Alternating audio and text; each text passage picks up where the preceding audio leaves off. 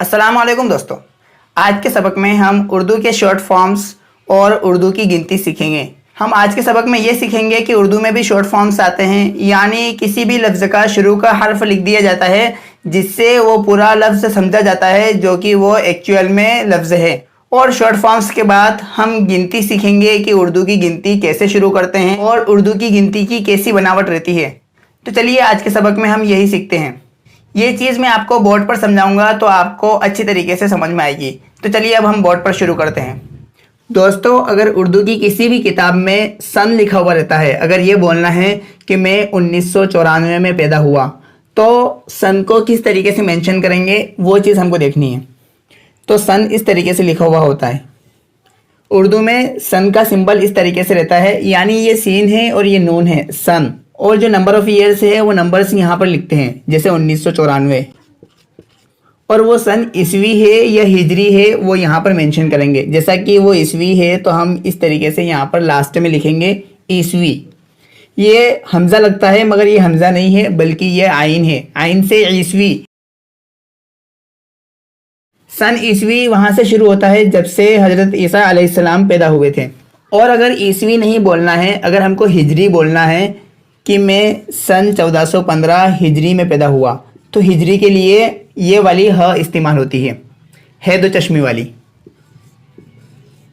इस तरीके से लिखा हुआ होता है। तो हिजरी के लिए ह इस तरीके से इस्तेमाल होती है। हिजरी यानी जब से हमारे नबी ने मक्का से मदीना हिजरत की, वो माइग्रेट करके चले गए थे, तब से हिजरी का ईयर स्टार्ट होता है। हिजरी इस तरीके से लिखेंगे। तो दोस्तों, इसमें हमने ये सीखा है कि सन के लिए ये सिंबल रहता है, और ईस्वी अगर बोलना है तो आइन के लिए ये सिंबल रहेगा, और हिजरी में ह के लिए ये सिंबल रहेगा। और उर्दू में एक और सिंबल रहता है, ऐसे लिखा हुआ होता है र ज़। इसका फुल फॉर्म है रज़ी अल्लाहु अन्हु। रज़ी अल्लाहु अन्हु, अल्लाह उनसे राज़ी हो। ये सिंबल सहाबा के नाम के पीछे लगता है। सहाबा उनको कहते हैं जो नबी की ज़िंदगी में ही मुसलमान हो गए थे। जैसे ऐसे लिखा हुआ होता है उमर, यानी उमर रज़ी अल्लाहु अन्हु। और कहीं लिखा हुआ रहता है ऐसे, सिर्फ सौद बना हुआ रहता है, तो सौद का मतलब होता है सल्लल्लाहु अलैहि वसल्लम।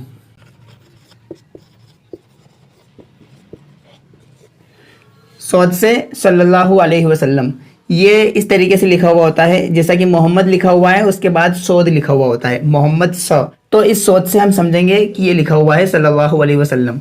और कहीं पर लिखा हुआ रहता है ऐसे राह। राह मतलब रहमतुल्लाहि अलैहि। ये लफ्ज़ राह उन लोगों के नाम के पीछे लिखा हुआ होता है जो गुजर चुके हैं, जिनके लिए हम मरहूम इस्तेमाल करते हैं और इंग्लिश में लेट इस्तेमाल करते हैं। जैसा कि हम कह सकते हैं कि अल्लामा इकबाल रहमतुल्लाहि अलैहि। अल्लामा इकबाल राह यानी अल्लामा इकबाल रहमतुल्लाहि अलैहि। और एक और लफ्ज़ आ, ये आइन लिखा हुआ होता है फरिश्तों के नाम के पीछे। फरिश्ते या नबियों के नाम के पीछे इस तरीके से लफ्ज़ लिखा हुआ होता है, उसका मतलब होता है अलैहि सलाम। आइन से अलैहि सलाम। जैसा कि कहीं लिखा हुआ होता है जिब्राइल, जिब्राइल आ, यानी जिब्राइल अलैहि सलाम। और जीम भी लिखा हुआ होता है। जीम किस नाम के पीछे लिखा हुआ होता है वो मैं आपको बताता हूँ। जीम सिर्फ अल्लाह के नाम के पीछे लिखा हुआ होता है। इस तरीके से लिखा हुआ होता है अल्लाह ज। तो जीम का मतलब होता है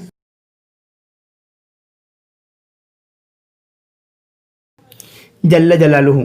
जल्ल जलालुहु का मतलब होता है कि वो जाहो जलाल वाला है। और एक और लफ्ज़ इस्तेमाल होता है बिस्मिही ताला। बिस्मिही ताला कहाँ पर इस्तेमाल होता है वो मैं आपको बताऊंगा। बिस्मिही ताला बिस्मिल्लाह की जगह पर इस्तेमाल होता है। जहाँ पर बिस्मिही ताला लिखा हुआ है, यानी बिस्मिही ताला शॉर्ट फॉर्म है बिस्मिल्लाहिर रहमानिर रहीम का। इस पूरे लफ्ज़ का शॉर्ट फॉर्म है बिस्मिही ताला। तो दोस्तों, आज के सबक में हमने जिन अल्फाज का एब्रीविएशन सीखा है वो अल्फाज एक बार आपकी आसानी के लिए मैं लिख कर बता देता हूँ।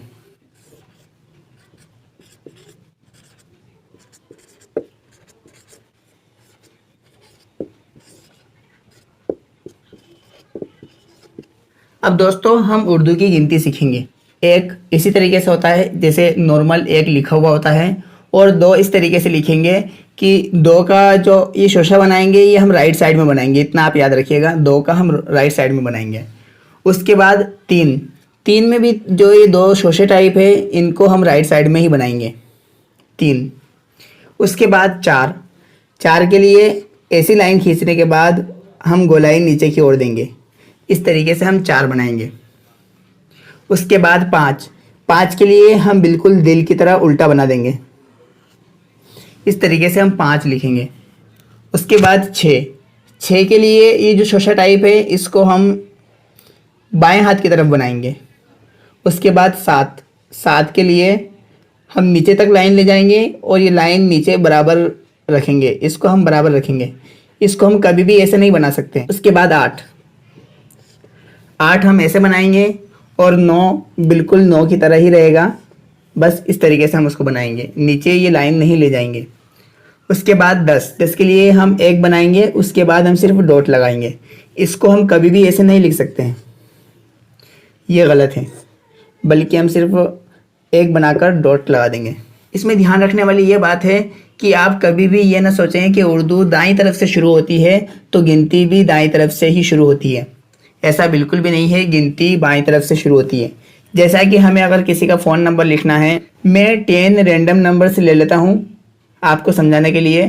किसी का फ़ोन नंबर है फॉर एग्ज़ाम्पल 9652390004, तो उनको हम यहाँ से शुरू करेंगे 9652390004, ना कि हम यहाँ से शुरू करेंगे, यहाँ से हम अगर शुरू करते हैं तो वो गलत है। तो दोस्तों आज के लिए सिर्फ इतना ही, और इंशाल्लाह किताबत का सबक मैं आपको कल मुकम्मल कराता हूँ। इंशाल्लाह मिलते हैं नेक्स्ट वीडियो में। अल्लाह हाफिज़।